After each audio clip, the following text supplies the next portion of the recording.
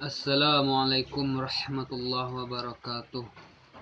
Alhamdulillah, segala puji bagi Allah yang alhamdulillah masih memberi kita kesehatan, kesempatan dan nikmat iman. Dan selawat berangkaikan salam kita selalu berdoa kepada Allah, semoga disampaikan pada Nabi besar kita doa selamat kita, Nabi Muhammad sallallahu alaihi wasallam. Allahumma sholli ala sayyidina Muhammad wa ala ali sayyidina Muhammad. Baiklah, pada kali ini kami akan memberi judul konten kami, yaitu orang-orang yang beriman. Dalam surah Al-Asri, wal asri, kata Allah, demi masa, innal insana lafil husrin, sesungguhnya manusia itu dalam keadaan rugi, illal ladzina amanu, yang pertama kecuali, kata Allah, orang yang tidak akan rugi itu orang yang beriman. Apa yang dikatakan iman? Al-imanu ma'rifatum bil qalbi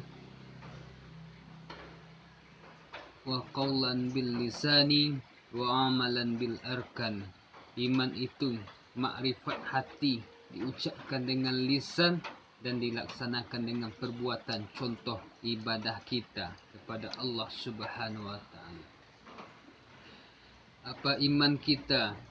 Cantum di dalam rukun iman yang ada 6: percaya kepada Allah, malaikat, nabi, kitab suci, hari kiamat, qadar baik dan qadar buruk. Itu kita yakin dan kita berilmu dengan iman itu. Iman kepada Allah, kita harus tahu siapa Allah itu.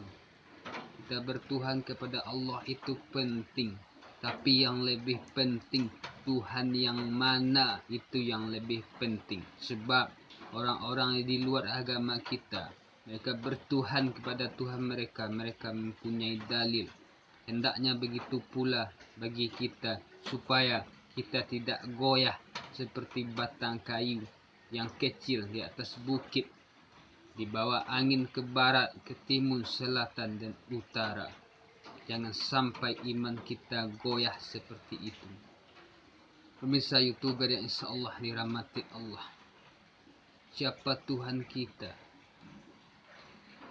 Qul huwallahu ahad. Tuhan kita itu Allah yang esa, tidak beranak dan tidak pula diperanakan.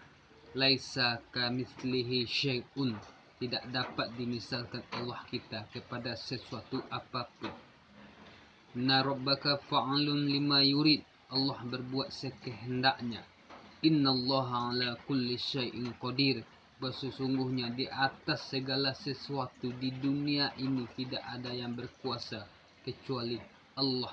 Allah telah menentukan, telah kuasa dengan sifat iradat dan kudratnya.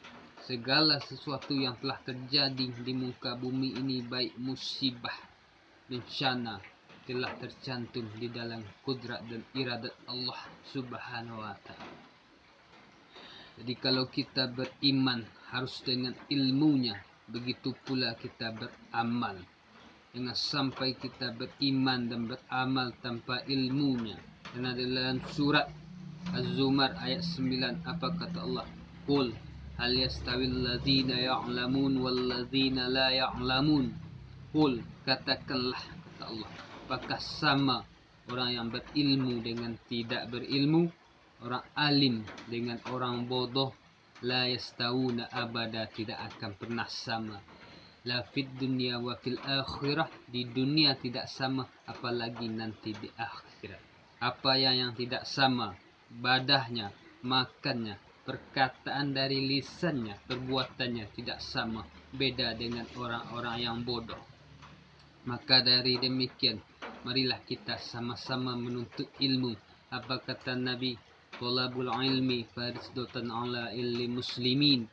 Menuntut ilmu adalah kewajiban bagi kita setiap muslim.